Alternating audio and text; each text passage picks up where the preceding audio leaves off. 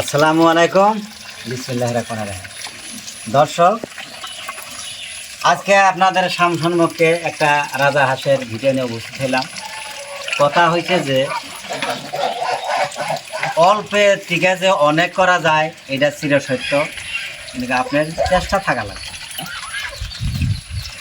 এই যে আমার সামনে রাজা হাঁসগুলো দেখতেছেন, আগে আনছিলাম 6টা হাঁস, তারপরে আনলাম 4টা, এই থেকে 4টা আর 6টা 10টা হাঁস। কথা হয়েছে যে যদি ভালো করে যত্ন করে পালেন, অল্পের থেকেই অনেক হয়। এই 10টা হাঁসের থেকেই দেখবেন আগে আল্লাহ, তারপর 2 থেকে 3 বছর লাগবেই না, কমসে কম 1.5 থেকে 200 হাঁস হয়ে যাবো। 1.5 থেকে 200, 1.5-2 বছরের ভিতরেই কীভাবে হবো। যখন আমি হাঁসগুলো আনছি, আমার গ্রামের মানুষের কাছে আনছি, ওরাও কয় যে বছরে 3বার করে বাচ্চা দেয়।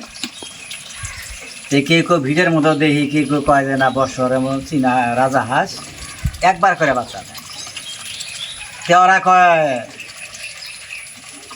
বছরে 3বার করে দেয়, বাদ দিয়া 3বারে বাদ দিয়া 2বারই দিলাম। জায়গা এর ভিতরে আরেকটা কথা কই, এই হাঁসগুলো ছাড়ে দিয়ে এগুলো পাতার টাতার ঘুরে বেড়ায়। একটা মুরগির ব্যাপারী, হাঁসের ব্যাপারী দেখে ভাবছে যে এগুলো কার হাঁস, এগুলো বিক্রি করবো নি, কিন্তু আমার বাড়িতে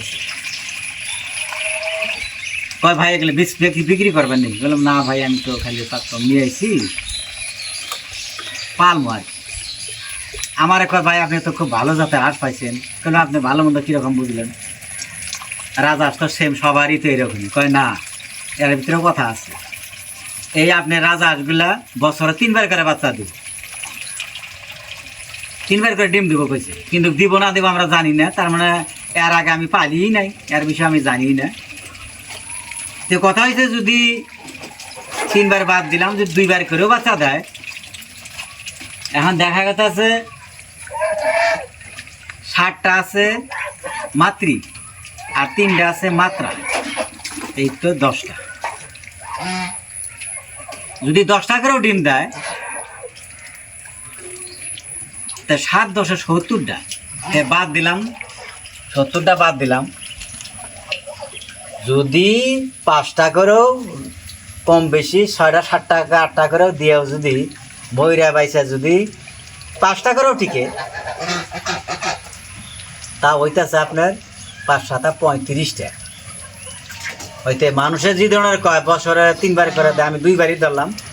2বারে যদি আবারও যদি সেম 35টা হয়, তে বছরে হইতেছে 70টা। চিন্তা করেন কথাটা, অল্প পুঁজির থেকে অনেক কিভাবে করা যায়, আপনারা ভালো করে মাথা খাটাবেন।